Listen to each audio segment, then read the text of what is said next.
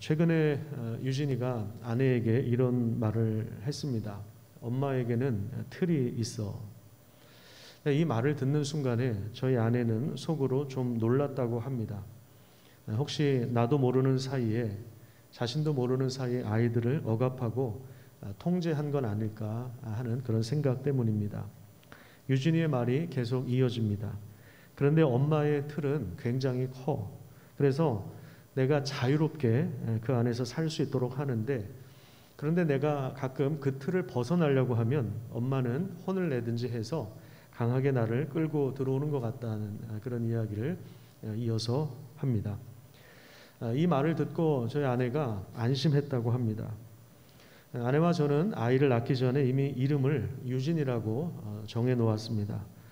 요한복음 8장 32절에 보면 진리를 알지니 진리가 너희를 자유롭게 하리라, 이런 말씀이 나오는데 진리 안에서 자유롭게 크기를 바라는 마음으로 유진이라고 이름을 지은 것입니다. 머무를 유자, 참진자거든요. 진리 안에서 머물러서 진리 안에서 자유로운 삶을 살아라, 이런 목적으로 유진, 유빈 이런 이름을 미리 정해 놓았습니다. 목사 딸로 크는 것이 아니라 그리스도인이기 때문에 자유를 누렸으면 좋겠다는 그런 생각을 가진 것입니다. 우리가 아이들에게 성경을 읽히거나 또 주일 예배를 드리는 문제에 있어서 어떤 신앙적인 영역에 있어서 목사 딸이어서 해야 한다는 이야기는 절대 하지 않습니다. 우리가 그리스도인이기 때문에, 하나님이 너무 좋으신 분이기 때문에, 하나님이 정말 아름다운 분이시기 때문에, 또 세상의 주인이시며 우리 인생의 주인이시기 때문에 그렇게 해야 한다고 이야기를 했습니다. 목사 딸이니까 매일 큐티해야 되고, 목사 딸이니까 예배 똑바로 드려야 되고, 목사 딸이니까 친구들한테 나쁜 말 하면 안 되고, 절대 욕을 하면 안 되고, 착하게 살아야 한다, 이런 식으로 가르쳤다면 아마 우리 아이는 어려서부터 뭔가 좀 억눌리고 답답한 억압된 삶을 살았을 것입니다. 진리를 알면 그 진리가 너희를 자유롭게 하리라, 이 말씀에서 진리라고 하는 것의 의미는 만물을 붙들고 있는 이치를 말하는 것입니다. 하나님이 이 세상을 창조하실 때 질서를 주셨고, 그리고 경계선을 그어주셨는데, 그 경계선을 넘지 않는다면 하나님께서 허락하신 그 놀라운 자유를 누릴 수 있습니다. 그래서 우리에게 주신 자유는 그 경계선 안에서의 자유입니다. 하나님의 질서 안에서의 자유라고 할 수 있습니다. 이것이 얼마나 크고 또 우리에게 놀랍고 유익한 것인가를 확인해 보도록 하겠습니다. 지금 이 말씀, 그러니까 요한복음 3장 32절에 진리를 알지니 진리가 너희를 자유케 하리라, 이 말씀을 하신 분은 예수님이신데, 그 앞절에 보면 너희가 내 말에 거하면 참으로 내 제자가 되고 진리를 알지니 진리가 너희를 자유롭게 하리라, 이렇게 말씀하십니다. 우리가 예수 그리스도의 말씀 안에 거한다는 것이 무엇입니까? 자, 우선 이 말씀을 하시는 그리스도가 누구신지를 살펴봐야 되는데, 골로새서 1장 13절에서 23절까지 여러분들이 좀 메모를 해놓으시면 좋겠고요. 나중에 한번 꼭 찾아보시면 좋겠습니다. 오늘은 세 번역으로 같이 읽어가면서 이 부분에 대한 설명을 제가 드릴 예정입니다. 그래서 이 골로새서 1장 13절부터 23절까지 성경 가져오신 분들은 성경을 좀 펴세요. 물론 개역 개정이지만 그 성경을 좀 피시고 메모를 해놓으시면 좋겠습니다. 13절부터 23절까지 이게 제목이 뭐냐면 그리스도의 찬가입니다. 그리스도의 찬가. 초대교회 성도들이 불렀던 찬양의 가사입니다. 그러니까 초대교회 성도들이 모일 때마다 이 찬양을 부른 것입니다. 이게 가사의 내용이에요. 여기다가 멜로디를 입혀서 부른 것입니다. 그 멜로디가 어떤 멜로디인지는 저도 궁금합니다. 근데 어쨌든 그 멜로디는 우리가 알 수 없지만 이 가사의 멜로디를 입혀서 찬양을 불렀습니다. 그래서 그리스도의 찬가입니다. 자, 화면을 통해서 한번 좀 확인해 보시기를 바랍니다. 제가 좀 읽어드리도록 하겠습니다. 아버지께서 우리를 암흑의 권세에서 건져내셔서 자기의 사랑하는 아들의 나라로 옮기셨습니다. 자, 이 13절은 구원이 무엇인가, 이것을 우리에게 알려줍니다.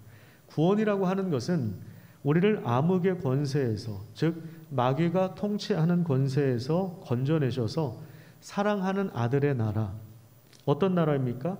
하나님의 다스림이 있는 나라, 즉 하나님의 나라로 옮기신 사건입니다. 갈라디아서 1장 4절에는 이것을 이 악한 세대에서 우리를 구원하셨다 이제 이렇게 표현하고 있는데, 이제 같은 맥락이에요. 그러니까 그 옆에다가 메모하실 수 있으면 골로새서 1장 13절 옆에다가 갈라디아서 1장 4절 이렇게 옆에다 적어 놓으셔도 좋을 것 같습니다. 같은 맥락의 말씀입니다. 자, 그다음에 그러면 우리 그러니까 13절은 구원이란 무엇인가 이걸 알려줬다면 14절은 우리는 어떻게 구원하셨는가, 그 구원의 방식이 무엇인가 그것을 알려주고 있는데, 우리는 그 아들 안에서 구속 곧 죄사함을 받았습니다. 하나님은 그리스도 안에서 우리의 죄를 깨끗하게 씻어주셨습니다. 이 표현이 상당히 중요합니다. 그 아들 안에서, 그리스도 안에서 우리는 구원을 받은 것입니다. 자, 그렇다면 하나님의 아들 그리스도는 도대체 어떤 분이시길래 그분이 우리의 모든 죄를 씻어주시고 또 우리를 구원할 수 있는 것입니까? 15절을 보시면요, 15절부터 쭉 나와 있는 것이 뭐냐면 그리스도가 누구신가 라고 하는 부분들입니다. 15절에 보면 예수님은 보이지 않는 하나님의 형상이시고 모든 피조물보다 먼저 나신 분이십니다. 아무도 하나님을 본 자가 없지만 나를 본 자는 아버지를 보았다고 예수님께서 그렇게 말씀하십니다. 그리고 16절을 보시면 만물이 예수님 안에서 창조되었습니다. 자, 이것은 두 가지 의미가 있는데요. 하늘과 땅에 있는 모든 것이 예수님으로 말미암아 창조되었고 또 예수님을 위하여 창조되었다는 것입니다. 자, 16절 제가 한번 읽어볼게요.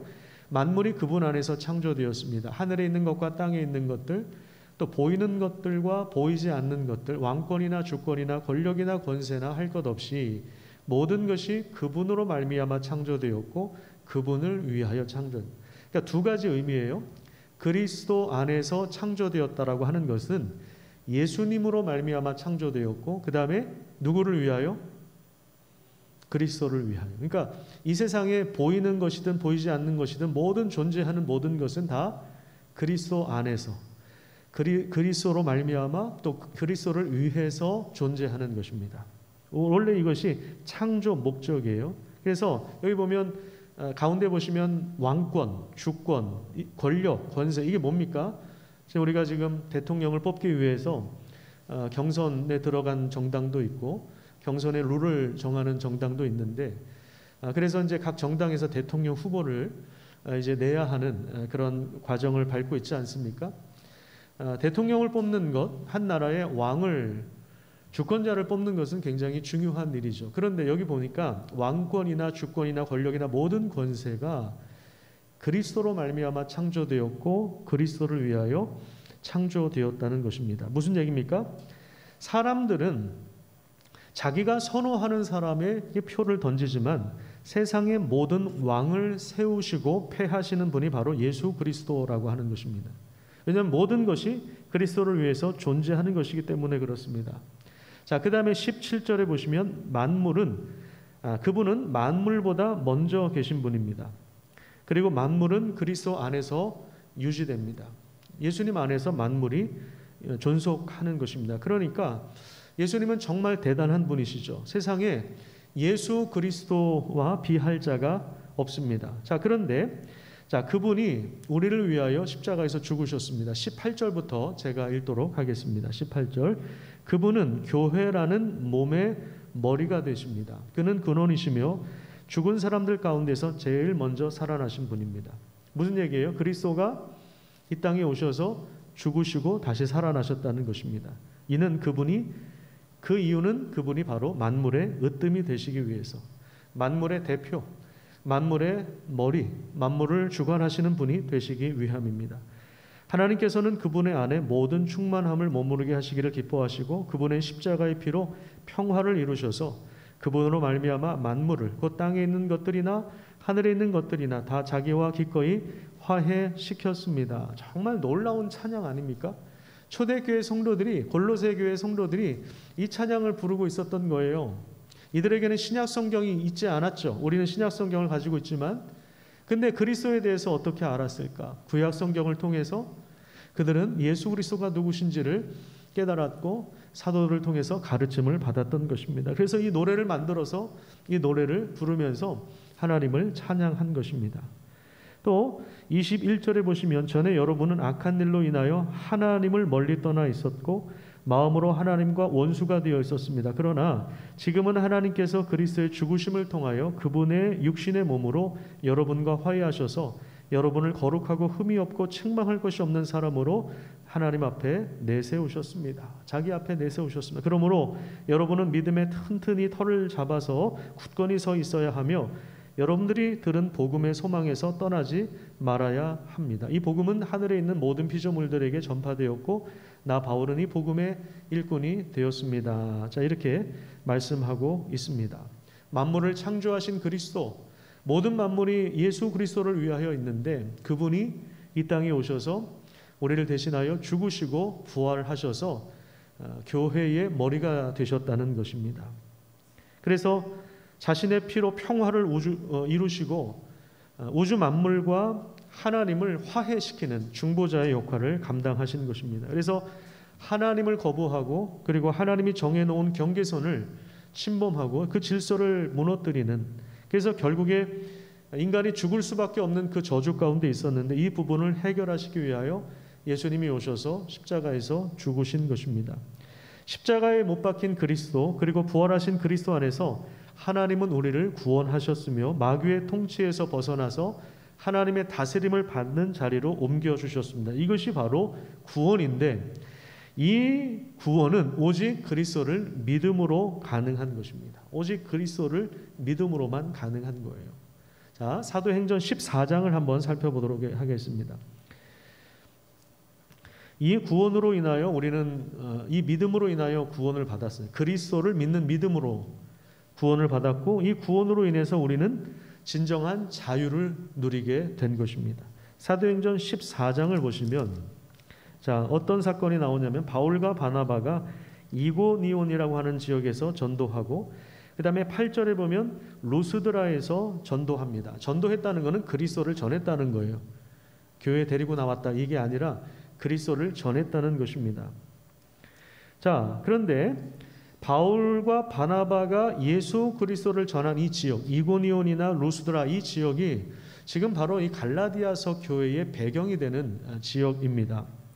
그래서 여기 보면 예수 그리스도를 전할 때 3절에 보시면요, 두 사도가 주를 힘입어 담대하게 말하니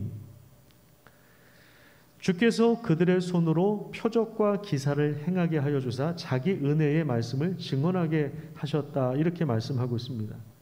또 8절에 보시면 태어나면서 한 번도 걸어보지 못한 자가 바울이 복음을 전할 때 일어나서 걷는 그런 기적이 일어났습니다. 그러니까 예수님이 이 땅에 오셔서 병자들을 고치고 귀신을 쫓아내고 죽은 사람을 일으켰던 그 기적이 일어났던 것처럼 예수 그리스도를 믿는 사람들이, 사도들이 그리스도를 증거할 때, 전파할 때 이와 같은 기적이 일어났습니다. 예수님의 이름을 한 번도 들어보지 못한 그 선교지에서 그리스도를 전할 때 이런 놀라운 기적이 일어났는데 이런 현상에 대해서 칼빈은 어떻게 말하냐면 하나님은 기적이 그분의 말씀과 분리되도록 허용하신 적이 없다. 무슨 얘기입니까? 복음을 들어보지 못했던 선교지에서 이와 같은 놀라운 기적이 일어나는 이유는 복음의 권위를 증명하기 위해서는 하나님의 말씀 가운데 하나님의 능력이 임하는 것입니다. 그 말씀을 증명하는 차원에서 기적이 일어나는 것이지 그 말씀을 전한 사람이 대단해서 이런 기적이 일어나는 것이 아니라 그 복음이 확실한 것이며 복음이 능력이며 하나님의 말씀이 구원을 가져온다는 것을 드러내기 위하여 그런 기적들이 일어나는 것입니다. 근데 사람들은 메시지보다 메신저에 더 열광하죠. 그래서 그가 막 우상이 되죠. 그가 막 우상이 되고 막 그 팬클럽이 생기고 그러잖아요. 그 메시지보다 그 메신저에 우리는 더 관심을 기울입니다. 여기서도 보면은 막 기적을 행하니까 사람들이 그 말씀을 전해준 사도들 앞에 막 엎드리고 막 난리가 납니다. 그러지 말아라. 우리도 사람이다. 그렇게 이야기하죠. 말씀 가운데 하나님의 능력이 임하는, 이 당시에 이 지역에서 복음을 전했을 때 그걸 믿음으로 받아들였던 교회가 바로 갈라디아 교회였습니다. 그래서 여러분들이 사도행전 13장과 14장, 15장을 쭉 천천히 읽어가시면 이것이 이제 갈라디아서를 이해할 수 있는 배경이 되는 것입니다. 자, 다시 오늘 본문으로 돌아옵시다. 갈라디아서 3장, 오늘 본문으로 돌아와서 사도 바울이 지금 애타는 심정으로 전하고 있는 말씀이 무엇인가를 들어보도록 하겠습니다. 1절부터 5절까지 보시면, 어리석도다 갈라디아 사람들아, 예수 그리스도께서 십자가에 못 박히신 것이 너희 눈앞에 밝히 보이거늘. 지금 사도행전 14장의 사건을 염두에 둔 것 같아요. 너희가 그리스도께서 십자가에 못 박힌 복음을 듣고 회심하지 않았느냐? 그런데 누가 너희를 꾀더냐? 누가 너희를 꾀더냐? 누가 너희를 이렇게 홀렸느냐? 자, 2절에 보시면, 내가 너희에게서 다만 이것을 알려 하노니 너희가 성령을 받은 것이 율법의 행위로냐 혹은 듣고 믿음이로냐. 사도행전 14장에서 그들이 예수를 믿었을 때 성령을 받았는데, 그런데 그것이 율법을 듣고 지켜서 율법의 행위로 구원을 받은 것이 아니라 믿음으로, 예수 그리스도를 믿음으로 성령을 받은 거죠. 이 당시에 율법이 뭔지 뭘 알겠습니까? 이 사람들이 율법 가르쳐주지도 않았는데. 물론 유대인들은 이런 지식들이 있었겠지만 이 갈라디아 사람들은 이방 사람들이거든요. 그러니까 율법에 대해서 잘 몰랐던 사람들이에요. 그러니까 3절에 보시면, 너희가 이같이 어리석으냐? 성령으로 시작하였다가 이제는 육체로 마치겠느냐? 너희가 이같이 많은 괴로움을 헛되이 받았느냐? 여기서 많은 괴로움을 헛되이 받았냐, 이 말은 예수를 믿으면 그 당시 핍박이 있었거든요. 지금 중동에서 회교권에서 그 예수를 믿으면 핍박을 받는 것처럼, 북한 땅에서 예배드리면 핍박을 받는 것처럼, 지금 이 당시에도 예수님을 믿는 것은 핍박을 각오해야 하는 입장이었는데, 그래서 사도행전 14장 이런 데 읽어보면 바울도 막 돌에 맞기도 하고 얼마나 고생을 많이 했는지 몰라요. 너희가 이같이 많은 고난을 받았는데, 그리스도를 믿는다는 것 때문에 괴로움을 받았는데, 이게 헛된 거냐? 그 고난이 헛된 거냐? 그냥 헛고생한 거냐? 5절, 너희에게 성령을 주시고 너희 가운데 능력을 행하시는 이의 일이 율법의 행위에서냐 혹은 듣고 믿음에서냐. 자, 지금 1절부터 5절까지 5가지의 질문이 연속해서 쫙 나옵니다. 이 어리석은 인간들아, 그리스도께서 십자가에 못 박힌 것이 눈앞에 보일 정도로 이걸 선명한 것인데 누가 너희를 꾀더냐? 너희가 성령을 받은 것이 율법을 지켜서 그런 것이냐? 말씀을 듣고 믿어서 받은 것이냐? 너희에게 성령을 주시고 능력을 행하신 분의 일이 율법을 지키는 행위에서 나온 것이냐? 아니면 그리스도를 듣고 믿음에서 나온 것이냐? 이렇게 질문하는 것입니다. 갈라디아 지역의 사람들은 바울이 전한 그리스도의 복음을 듣고 믿었고, 또 바울이 그리스도를 전할 때 성령의 역사로 믿음의 문이 열리게 되었고 기적이 일어난 것입니다. 아까 말씀드린 것처럼 당시에는 율법을 배운 적도 없고 율법이 뭔지도 모르는 사람들이었습니다. 율법을 배워서 순종해서 할례를 받아서 그런 기적을 맛본 것이 아닙니다. 바울이 그리스도를 선포했을 때 사도행전에 보면 병든 자가 낫고 귀신이 떠나가지고 말 못하는 사람이 말을 하고 걷지 못했던 사람이 일어나서 걸었습니다. 이런 기적은 하나님의 통치가 이 암흑의 세상에 임해서 그 하나님의 능력이 시작되었다는 것을 보여주는 강력한 증거입니다. 성령으로 시작했다가 이제 육체로 마치겠느냐? 그래서 육체는 하나님께 반역하는 죄악의 본성을 말하는 것입니다. 그래서 이 육체라는 단어, 다음 주에 제가 다시 설명을 하겠지만, 육체라고 하는 단어는 갈라디아서에도 많이 나오고 로마서에도 상당히 많이 나옵니다. 그래서 이 육체라고 하는 단어는 하나님께 반역하는 죄악의 본성을 말하는 거예요. 죄악의 본성. 너희에게 성령을 주시고 너희 가운데 능력을 행하는 것이 율법의 행위에서 난 것이냐, 아니면 그리스도의 말씀을 듣고 그분을 믿는 것에서 나온 것이냐, 믿음에서 나온 것이 아니었느냐. 그런데 왜 성령으로 시작했다가 이제 육체로 마치려고 하느냐? 왜 너희 육체의 힘으로 죄를 지어서 하나님을 반역하는 그 육체로 율법을 지켜서 의로움을 얻으려고 하느냐? 이 어리석은 사람들아. 그렇게 지금 교회를 책망하고 있는 것입니다. 자, 그 다음에 6절부터 9절까지 보면 아브라함의 예를 들어서 설명하고 있는데 같이 한번 읽도록 하겠습니다. 아브라함은 유대인들이 가장 존경하는 조상이죠. 믿음의 조상이죠. 6절부터 9절까지 우리 같이 읽어볼게요. 자, 시작. 아브라함이 하나님을 믿음에 그것을 그에게 의로 정하셨다 함과 같으니라. 그런즉 믿음으로 말미암은 자들은 아브라함의 자손인 줄 알지어다. 또 하나님이 이방을 믿음으로 말미암아 의로 정하실 것을 성경이 미리 알고 먼저 아브라함에게 복음을 전하되 모든 이방인이 너로 말미암아 복을 받으리라 하였느니라. 자, 무슨 얘기입니까? 지금 구약 성경에 등장하는 창세기 12장부터 등장하는 아브라함을 샘플로 예로 들어서 아브라함도 믿음으로 구원을 받았고 우리도 믿음으로 구원을 받았다. 구약 시대의 아브라함도 믿음으로 구원을 받았고 신약 시대 갈라디아 교회도 믿음으로 받았다. 구약과 신약의 통일성이 있다는 것입니다. 구약의 하나님은 무서운 진노의 하나님이시고 신약의 하나님은 은혜로운 자비로운 하나님이 아닙니다. 하나님은 처음부터 우리를 의롭게 하실 때 여기 아브라함을 통해서도 보듯이 믿음을 통해서 우리를 의롭다 하시는 것입니다. 혈통적으로 유대인뿐만 아니라 모든 이방인도 아브라함처럼 믿음으로 의롭게 되는 것입니다. 하나님이 아브라함에게 전해주신 이 복음은 이방인들도 아브라함과 동일한 믿음으로 복을 받는 것입니다. 그래서 16절을 한번 보세요. 16절에 보시면 이 약속은 아브라함과 그 자손에게 말씀하신 것인데 하나님의 약속은 아브라함과 그 다음에 누구요? 그 자손에게 말씀하신데 여기 보면 자손들이라고 하지 않고 오직 한 사람 너의 자손이라고 하는 거 표시를 해도 돼요. 자손. 자, 이게 무엇을 의미하는지 한번 제가 화면을 한번 보십시오. 창세기 13장 15절에 보시면 하나님 이렇게 말씀하세요. 보이는 땅을 내가 너와 너의 누구한테 준다고요? 자손들이 아니라 자손에게 준다. 그 다음에 17장 8절에 보면 내가 너와 내 후손에게 내가 거류하는 땅과 가나안 땅을 주어서 영원한 기업이 되게 하고 나는 그들의 하나님이 될 것이다. 그 다음에 24장 7절에 보면 하늘의 하나님 여호와께서 나를 내 아버지 집과 내 고향 땅에서 떠나게 하시고 내게 말씀하시기를 이 땅을 내 씨에게 주리라. 자, 17절 갈라디아서 이제 3장 17절을 보세요. 거기 보시면 이것이 하나님이 미리 정하신 언약이며 은혜로운 약속입니다.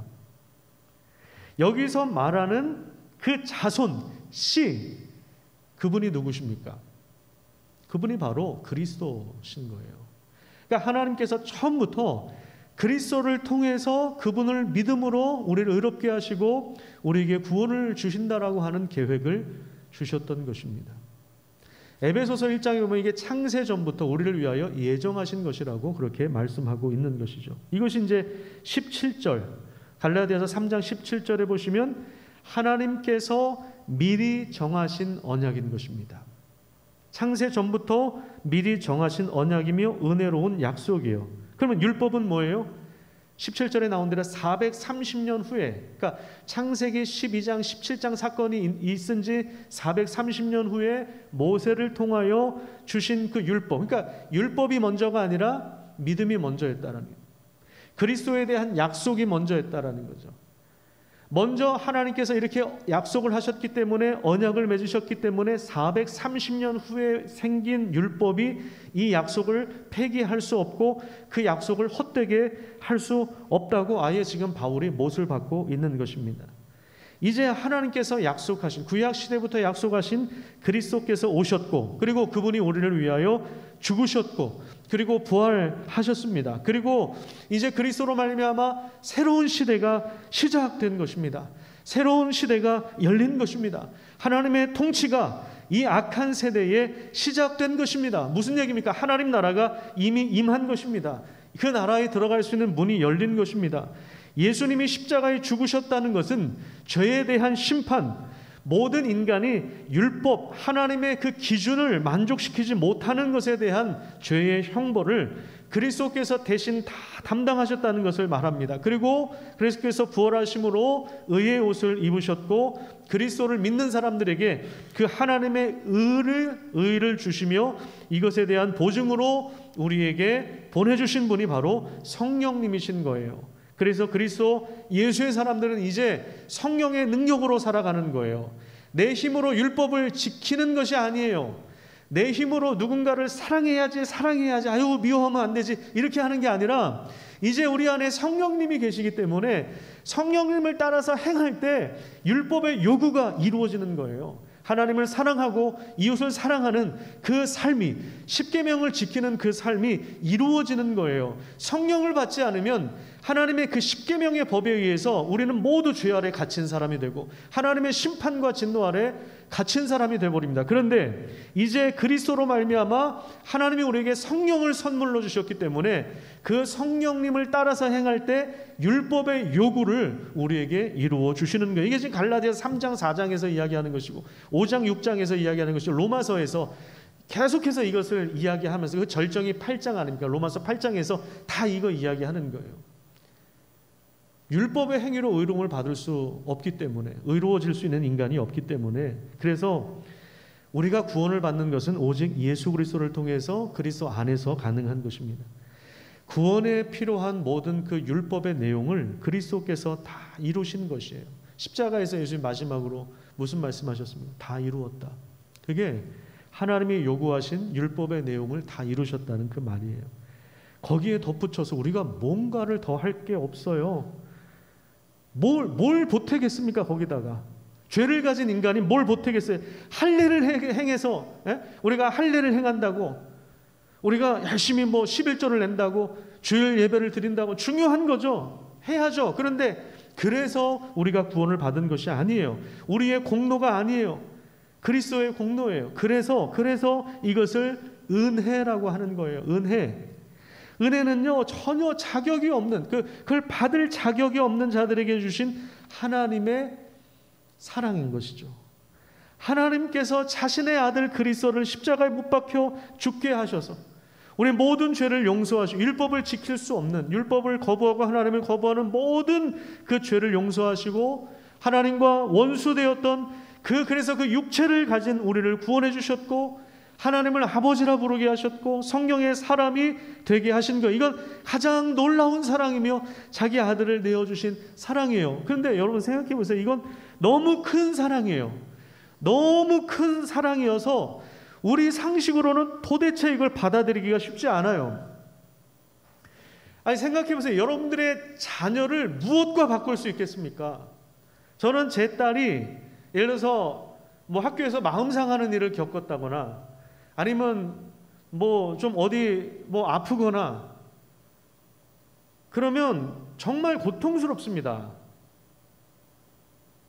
얼마나 고통스럽습니까? 우리 자녀가 마음이 상하거나 몸이 상하거나 아픈 일을 겪으면 얼마나 마음이 아픕니까?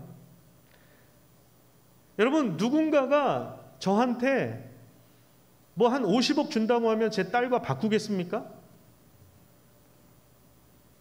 생각은 한번 해볼 수 있지 않을까요? 그 어떻게 딸과 바꿉니까? 딸의 생명과 바꾸겠습니까? 아니 자기 딸 자식이 다쳐도 벌벌벌벌 거리는 게 우리인데 하나님이 자기 아들을 십자가에 그 저주를 상징하지 않습니까? 십자가는 나무에 달린 자마다 저주를 받은 자다. 그 저주 가운데 내어주신 자기 아들을 내어주신 그 사랑, 이게 우리 본성으로 이해할 수 있는 내용입니까? 안 되죠. 그러니까 이걸 믿음으로밖에는 받아들일 길이 없는 거예요. 이걸 믿음으로 받아들이지 않으면 자꾸만 얘다 우리가 뭘 보태려고 그래. 기도도 더 열심히 해야 되고 큐티도 열심히 해야 되고 뭔가 공적도 쌓아야 되고 봉사도 열심히 해야 되고.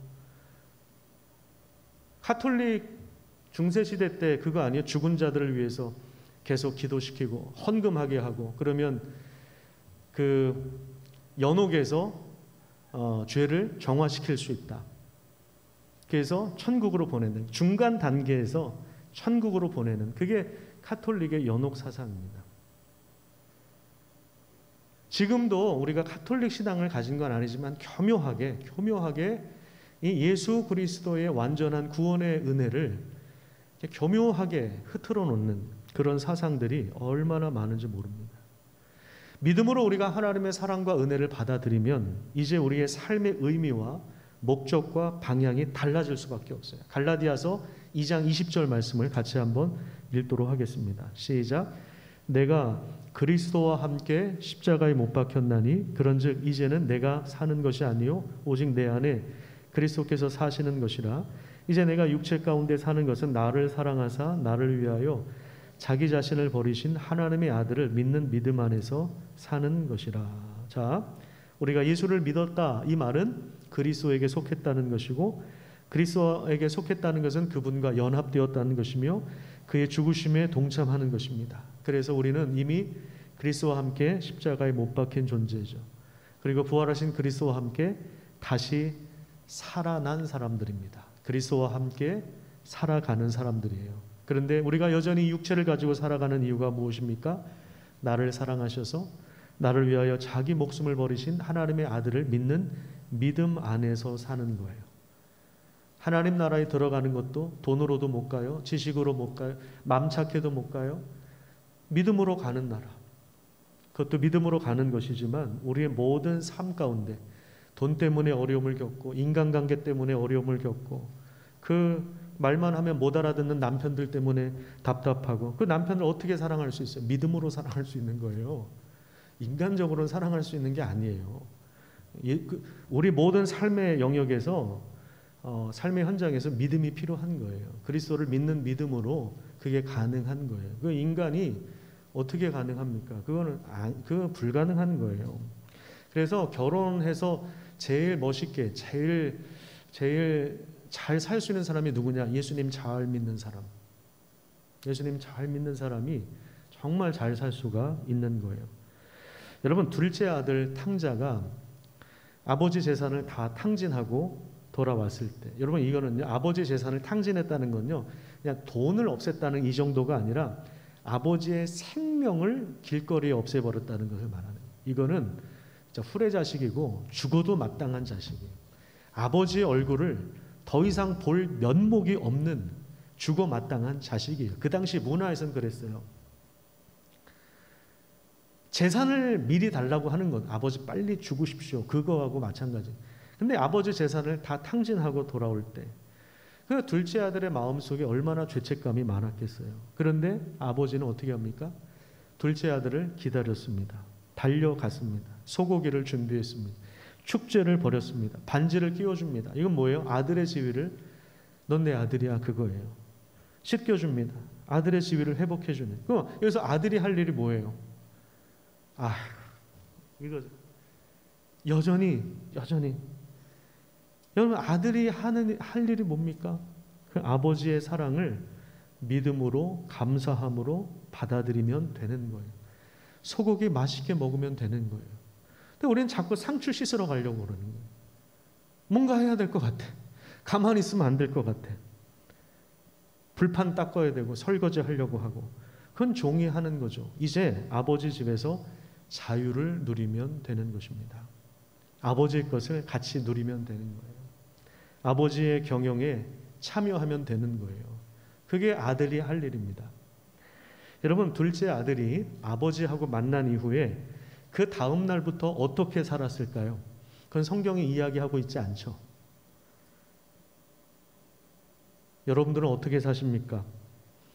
아버지를 만났는데 여전히 땅 파고 소 염을 주고 하루에 12시간씩 노동하고 보고서 쓰고 아버지 눈치 보면서 살아가십니까? 아버지의 사랑을 받으려고 열심히 눈치 보면서 일하며 죽어라 일하며 노예처럼 종처럼 살아가십니까? 아니면 계속해서 그 아버지의 사랑을 계속해서 날마다 받아들이고 누리고 아버지와 대화를 누리고 아버지 집에서 자유를 누리고 아버지의 계획을 대화를 통해서 알고 아버지의 그 경영에 참여하면서 살아가십니까? 우리가 예배를 드리고 우리가 성경을 읽고 우리가 새벽 기도에 참여하고 우리가 봉사하고 그리고 전도하는 것이 하나님 앞에서 뭔가 얻어내려고 하는 또는 죄책감을 해소하기 위하여 몸으로 때우는 것, 이런 모든 것이 사실은 아버지의 은혜와 사랑을 아직 내가 못 받아들였기 때문에 그런 거예요. 여전히 자기 힘대로 살고자 하는 교만이며 죄이며 그리스도의 보혈의 공로를 십자가의 죽으심을 헛된 것으로 만들어버리는 아주 무시무시한 교만인 것입니다. 내 능력으로 뭔가를 하려고 하는 것. 그래서 갈라디아서 2장 21절에 보시면 바울이 이렇게 고백하지 않습니까? 내가 하나님의 은혜를 패하지 않습니다.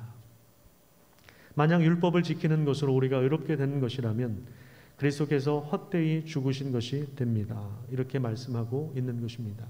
예수 그리스도의 복음을 제대로 받아들일 때 죄책감이 사라지고 율법주의와 자신의 의와 그리고 공로사상과 그리고 다른 사람들과 비교하고 경쟁하여서 미워하고 질투하고 자신만의 성을 쌓는 일이 계속될 수밖에 없는 이런 삶에서 벗어나서 참된 자유를 누리게 되는 것입니다. 하나님이 허락하신 그 질서와 그 틀 안에서 그 하나님의 사랑과 은혜를 마음껏 누리며 자유롭게 살아가시기를 간절히 축복합니다. 기도하겠습니다.